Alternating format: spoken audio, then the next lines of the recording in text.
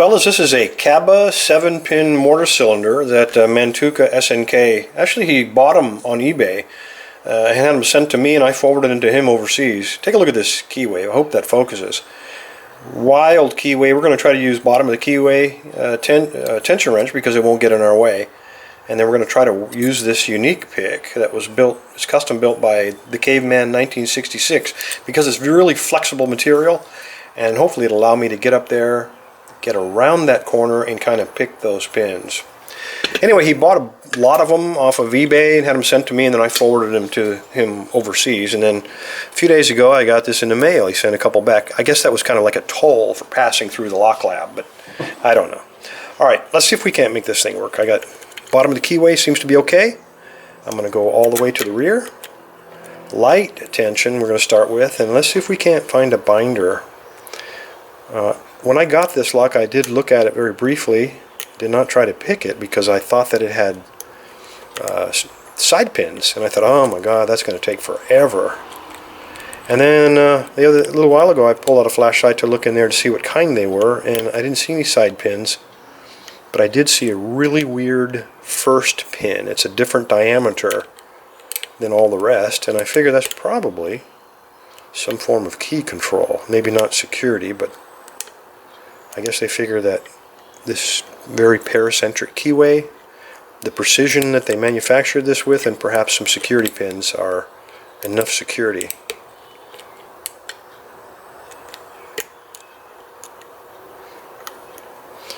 Kind of hard to get the pick around that corner. A lot of that clicking you're hearing is me sliding off of the warding. So I'm putting it on the pin and then kind of jiggling it a little bit just to make sure I'm really on the pin and not on the warding.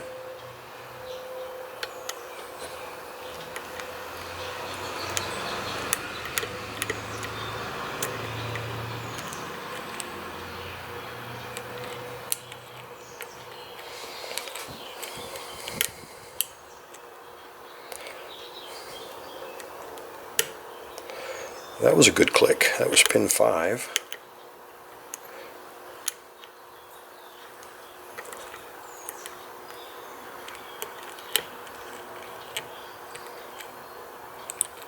And everybody else seems, provided I'm on the pin and not the warding, they seem to be set.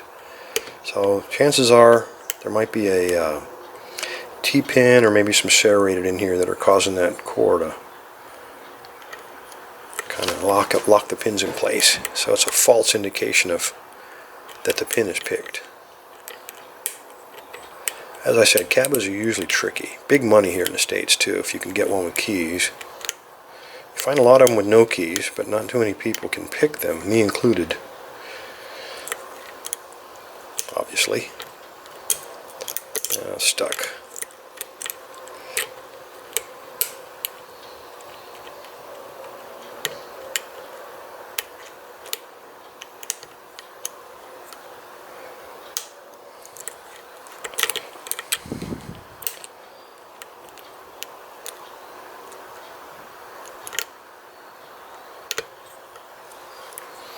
Okay, that was pin 2. Got a good click out of him.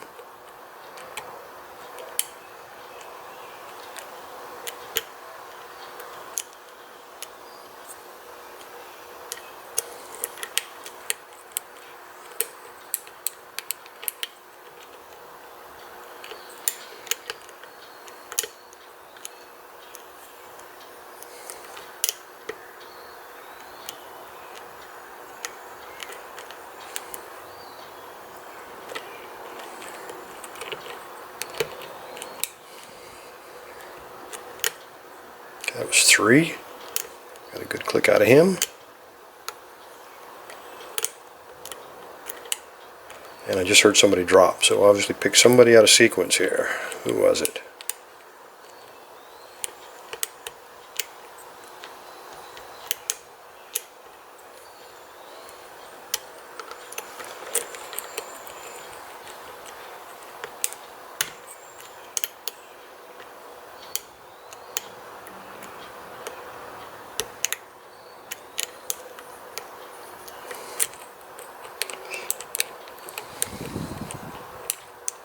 Okay, somebody must be cut very high, because as I go around that, I can push them up only to a certain point, and then the pick gets bound up, kind of giving me a false indication that the pin is picked. In fact, the warding feels like it might be jamming up that pick.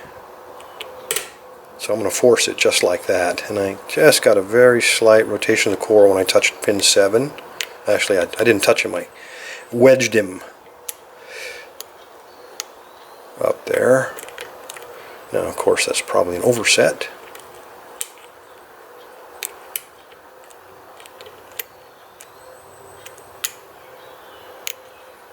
Alright, I'm going to have to wedge somebody else, it looks like. Okay, that was 6.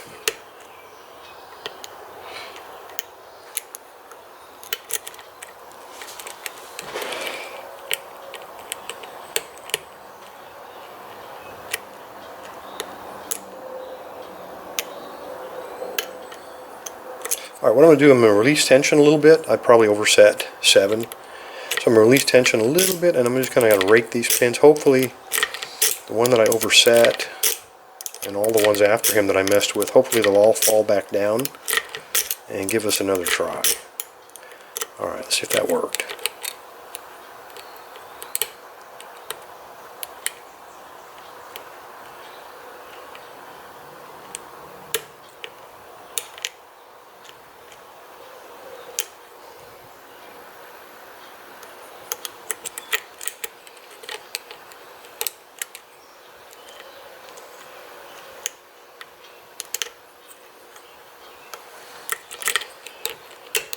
I'm going to force them now, moderate tension, see if I can force something in place.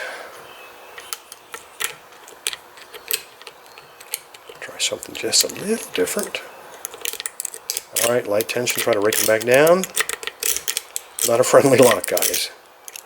Not a friendly keyway. Okay, light tension again. Let's try one more shot here before we pull out the ball peen hammer and the chisel.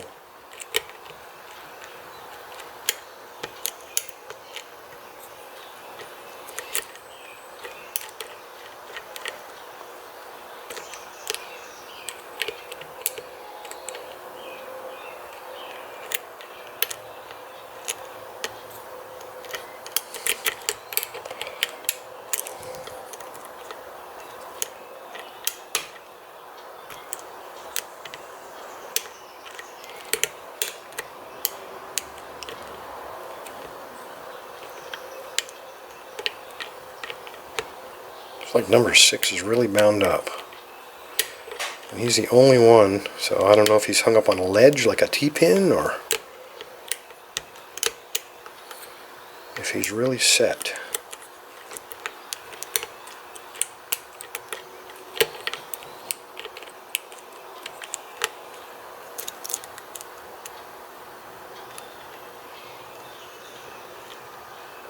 Got a slight turn on the core, so maybe we do have security pins in this thing.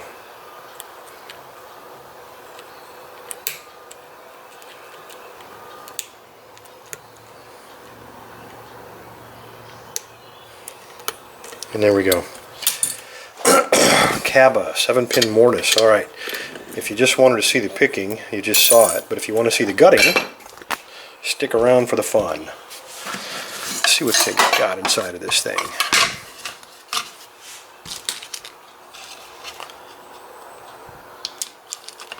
Alright, I'm going to do my best not to lock this because I said I don't have a key.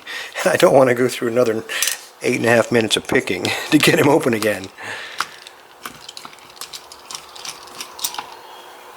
Okay, very small diameter. It's one of the few that are very small diameter core. So it's the same diameter as the American core.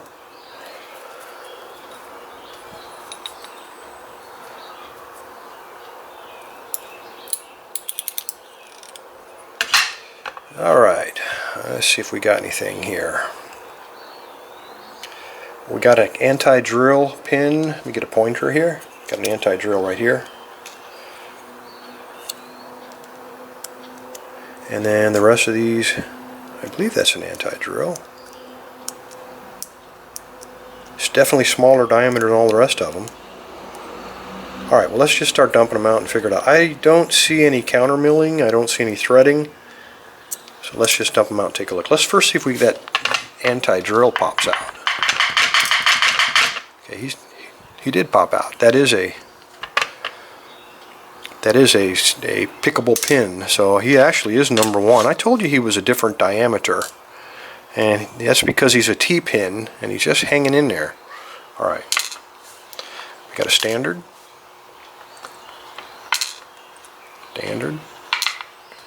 standard, look how high all those are, hiding behind that one.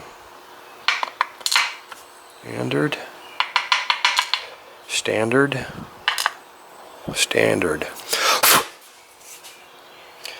Okay, that definitely was a security pin. That's a pickable pin. I thought it was an anti-drill.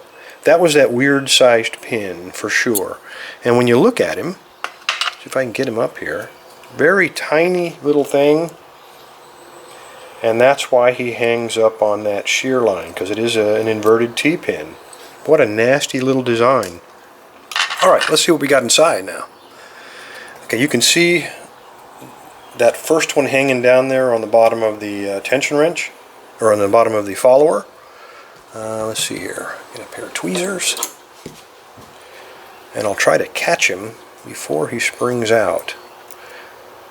Let's see how he's oriented.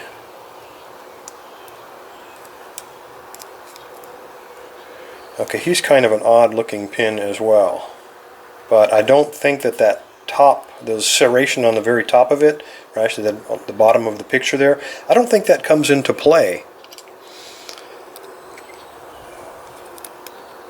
Okay, we got a standard. We got another standard. Looks like another standard. These look like they're all standards. Another standard. They are all standards. Unbelievable that a lock with all standard pins